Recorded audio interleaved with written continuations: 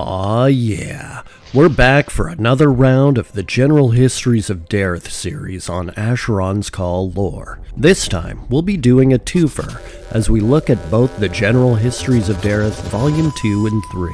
Welcome to the Abyss, folks. My name is Void Money, and today we will summarize Dark Thaw and Shadows of the Past. General Histories of Dereth, Volume 2, Frostfell, Portal Year 10, Dark Thaw, edited by Jaiph Rainshadow of Cragstone. As the heat seeped back into the earth, snow lines receded. Patches of slush still dotted the landscape, but hints of green returned to most of the land. All was not well, however. The enigmatic shadow creatures began to walk the landscape openly, harassing adventurers and making travel through remote areas a dangerous proposition. In addition, floating crystal fragments appeared. While originally thought to be pieces of the Geladites' great work, the vast number of fragments that soon swarmed across Dereth seemed to imply another origin. Fortunately, the most learned mages of the land had taken to heart the dire prognostications of the recovered Geladite scriptures. The archmages, Keldiseth, Fadsahil al-Tashbi, Numadira, and Shoyanen Kenshu offered for sale master mage robes of fine quality, while they allowed their apprentice mage robes to be sold by the local mages of various towns. Non-mages were left without fashionable attire. However, as the traditional warrior garb of Ispa began to appear in Dereth, Seldon, Amulian, and Kuja armor became visible signs of a warrior's prowess.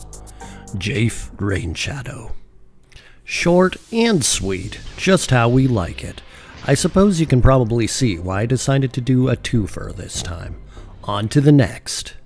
General History of Dereth, Volume 3, Cold Eve, Portal Year 11, Shadows of the Past, edited by Jaiph Rainshadow of Cragstone. Providence smiled upon the refugee nations of Ispa in the month of Cold Eve.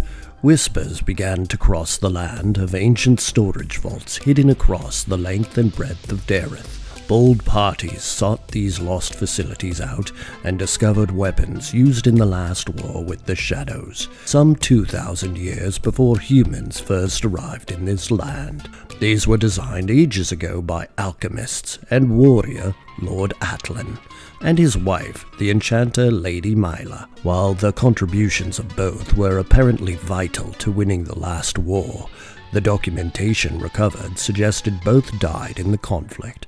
Hardly a reassuring statistic.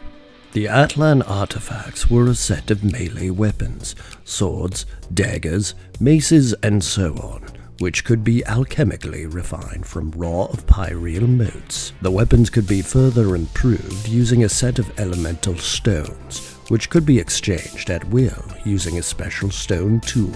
This allowed, for example, a frosting axe to be turned into a lightning axe, while motes of the magical alloy pyreal could be recovered from any type of golem. The stones and the tool were securely stored in several remote, dangerous dungeons. One of these was defended by legions of powerful undead, another with fire elementals and magma golems, a third by never-before-seen lightning elementals, and another had become the home of a band of Tumroks. Orthoi had infested the final vault, named Incunabula, transforming it into the most deadly hive known to exist in Dereth. Perhaps in response to the discovery of these weapons, the shadows that had made overland travel a terrifying prospect melted away into the night. Very few remained under open skies, although this made some more nervous than relieved. Taverns abounded with fresh rumors of evil's hand in the world.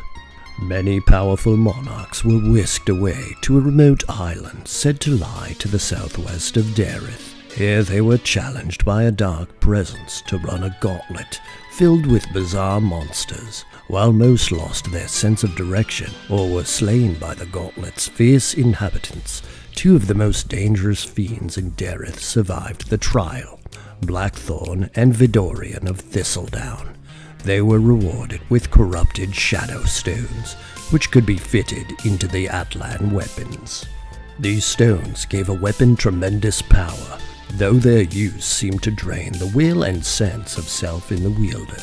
It remained to be seen what the two so-called Dark Masters would be called upon to do.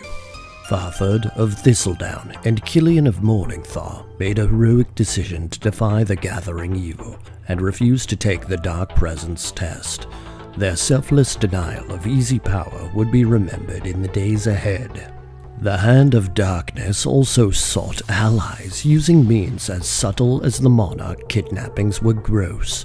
Hamud ibn Rafiq, leader of an extremist sect of the Grundim Jaralim called the Tenebrous Edge, made his presence known in Dereth. He and his daughter Devanya sent many adventurers on a test of their own. Success earned a magnificent pyreal Qatar that pulsed with dark power, trailing streamers of sooty, cloying mist.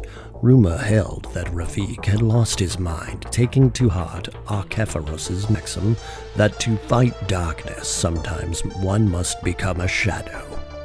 On the opposite edge of the Amun Desert, Diza ibn Nadkab began excavating a massive crypt complex built beneath an ancient fortress near Zaikal.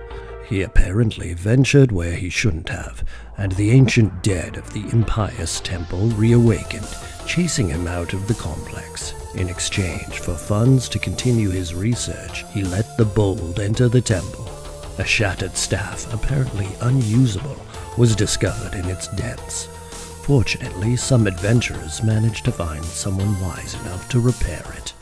Not all the news was worrisome. The land continued to recover from the damage wrought by the great work of the Geladites. Flowers blossomed all over Osteth, filling the air with drifting clouds of pollen. Rabbits, delighted by the return of warm weather, quickly did as rabbits are wont to do. A veritable plague of baby bunnies flooded the landscape, nibbling crops and tripping inattentive travelers. Most were harmless irritants, but tales of more dangerous baby bunnies trickled out of the dire lands. Meantime, the excavations of over 20 meeting halls dating from the Empyrean era of lore were completed near the major towns of Dereth. These underground amphitheaters are thought to have been built for nobles and scholars to hold assemblies, or for local troop garrisons to hold briefings. They resumed their duties quickly enough, as allegiances across Dereth began to hold their meetings in these structures. In the local news, Guthma the Wise, Archmage of Arwick, moved down the road. Complaints from neighbors about crowds of mages practicing their craft all hours of the night convinced the town's nobility to build a new shop for him outside of town. Lastly, as if in omen, the beginning of the month saw a titanic bridge carved from volcanic obsidian appear over the river Prosper between Hultberg, Cragstone, and Arwick.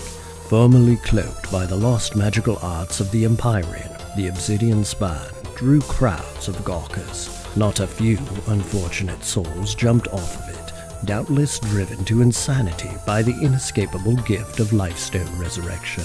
Sages could only speculate what other structures might lie in plain sight without our knowing.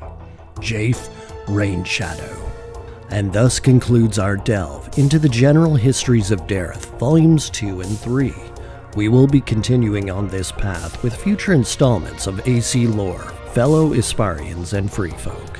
Until next time, have fun and stay safe, and I'll see you in the next video. Bye-bye!